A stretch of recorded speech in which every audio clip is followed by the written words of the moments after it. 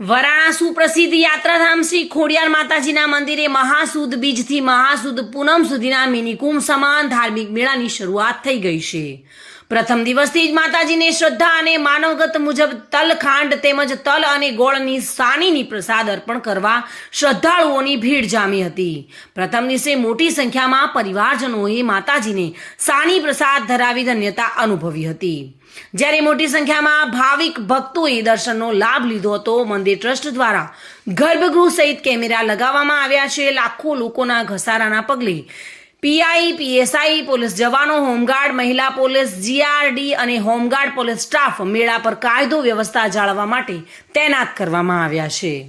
ઉત્તર ગુજરાત તેમજ કચ્છ સુધીના શ્રદ્ધાળુઓ પ્રસાદ કરવા ઉમટ્યા હતા। દિવસ દરમિયાન મોટી સંખ્યામાં ભાવિક ભક્તો પરિવાર સાથે સાનીનો પ્રસાદ ચડાવવામાં આવતો હતો। ટ્રસ્ટના લાભુદાન ગઢવી અને વીરદાન ગઢવીના જણાવ્યા મુજબ પરંપરા મુજબ મહાસુદ બીજના રોજ સૌપ્રથમ આહિર સમાજની સાની પ્રસાદ ધરાવાઈ હતી। વઢિયાર પંથકમાં આ પરંપરા સદીઓથી સચવાયેલી છે। આ પ્રદેશમાં કોઈના પણ ઘેર પુત્ર જન્મ થાય તેઓ આ 15 દિવસ દરમિયાન ચાલનારા મેળામાં માતાજીની સાની કરવા આવે છે।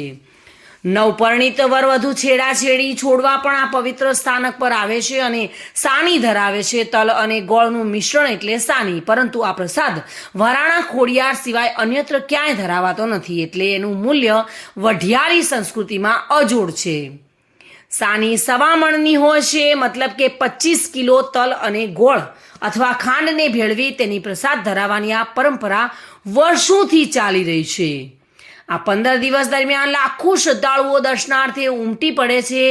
બોલ માળી ખોડિયાર, જય જય ખોડિયારના નાદથી વઢિયારની વનરાઈ ગાજી ઉઠે છે। આખોય મલક આ મહોત્સવની અવસરને હેઠળ રહે છે। મહાસુદ આઠમ એટલે કે ખોડિયાર જયંતિ। આ દિવસે તો આ પરિસરમાં આનંદ ઉલ્લાસનો જે ધોધ વછૂટે છે એ કલ્પનાતીત હોય છે। પગપાળા સંઘ, રથ વગેરેનું એક આકર્ષણ સૌને મંત્રમુગ્ધ કરે છે। વઢિયાર પ્રદેશ આ દિવસોમાં આ રીતે વહેતા માનવ મહેરામણમાં ફેરવાઈ જાય છે।